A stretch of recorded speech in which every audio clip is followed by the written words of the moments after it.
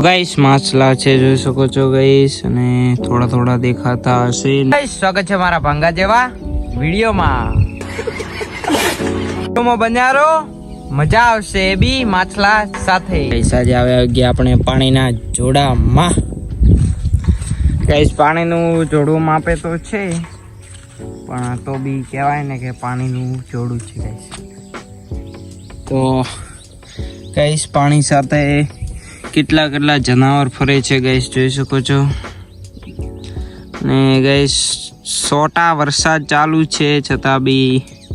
છોટા પડે છે ગાइस ને ના મનાતો હોય તો જોઈને એક ધાર્યા જોઈને રહો કેવા છોટા પડે ગાइस જોઈ શકો છો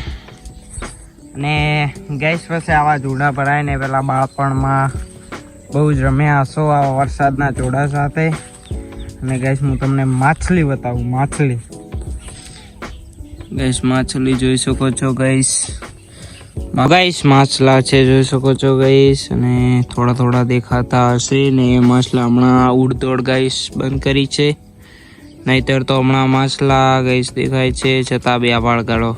गाइस ચાલે છે ધીરે ધીરે ને આપણે હમણાં ખાલી થોડો કાંકરો નાખી આપણા गाइस છે ને એ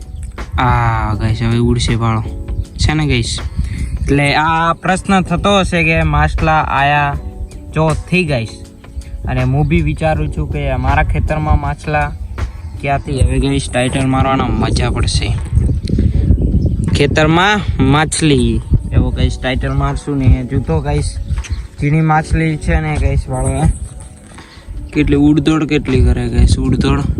લાગે છે એમને અહીંયા ફાવતું નથી હો ગાइस એટલું કારણ કે ફાવતું હોત તો સાની માની પડી રોત પણ માછલા ગાइस આટલા નહીં આખા પેલા ઝુંડામાં ગાइस માછલા છે જોઈ શકો છો એકલા ઝુંડામાં છે ગાइस પણ માછલા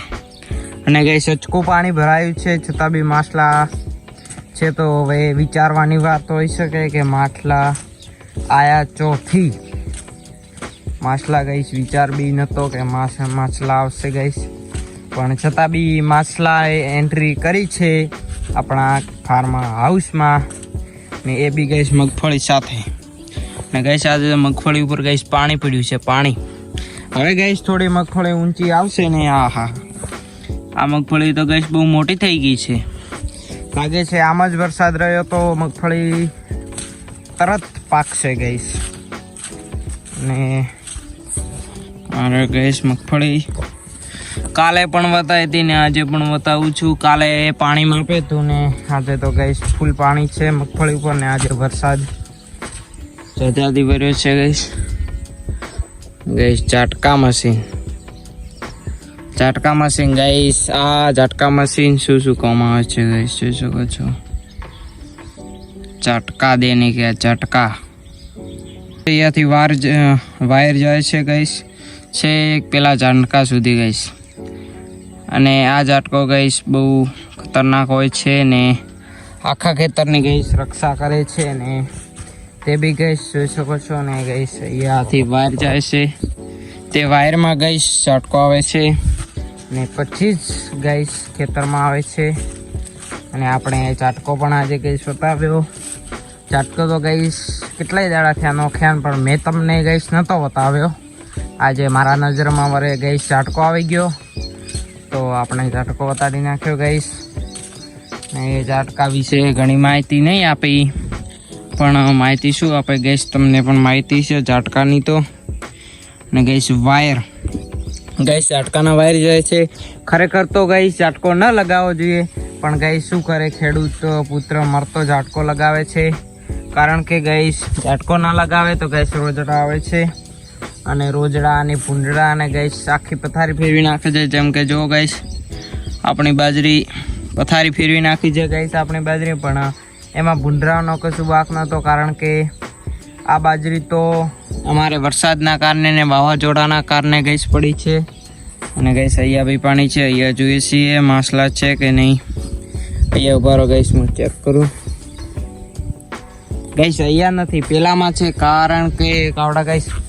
પાણી સાથે માછલા પડ્યા કશું ગાइस ખબર ના પડ્યો ગાइस આશ્ચર્યચકિત જેવું ગાइस થઈ ગયું